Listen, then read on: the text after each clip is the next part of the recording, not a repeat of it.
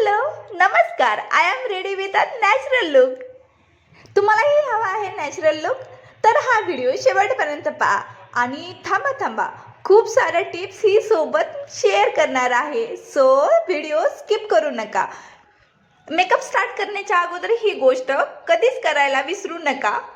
Makeup करायच्या अगोदर 10 ते 15 मिनिट अगोदर बर्फ अप्लाय करा. त्यामुळे जे पोर्स आहेत आपल्या चेहऱ्यावर ते क्लोज होतात आणि आपला बेस आहे तो फ्लॉलेस दिसायला मदत होते.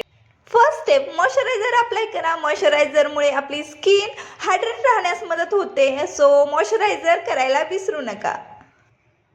नेक्स्ट प्रायमर खूप इम्पॉर्टंट आहे. कोणतंही प्रायमर यूज करू नका. छान असं क्वालिटीचा प्रायमर यूज करा, जेणेकरून आपला बेस आहे तो केकी दिसत नाही आणि खूप असा छान बेस बसतो, नॅचरल लुक येतो. सो प्रायमर सगळीकडे छान असं अप्लाय करा. हा मेकअप खूप कमी प्रोडक्टमध्ये क्रिएट केला आहे आणि सगळे प्रोडक्ट हे कमी रेंजमध्ये आणि छान आहेत. तुम्हाला हे प्रोडक्ट हवे असतील तर मला कमेंटमध्ये नक्की सांगा. थर्ड स्टेप आहे करेक्टर. हे जिथे जिथे डार्क आहेत, आय सर्कल आहेत किंवा वांग असेल तिथे तिथे अप्लाय करा. छान ब्लेंड करा. आता टाइम आहे तो फाउंडेशनचा. फाउंडेशन सगळीकडे डॉट मध्ये लावून घ्या, ज्यामुळे सगळीकडे सारखं लागेल. इथे पहा माझ्या चेहऱ्यावर केवढा मोठा डाग आहे आणि हा करेक्टर आणि फाउंडेशनने पूर्ण कव्हर झाला आहे.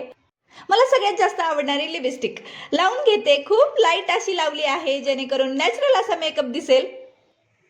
लिपस्टिक लावून घेतली आहे, छान अशी लिपस्टिक लावून घेतली आहे आणि मला हा कलर खूप आवडतो, त्यामुळे माझे फेवरेट आहे.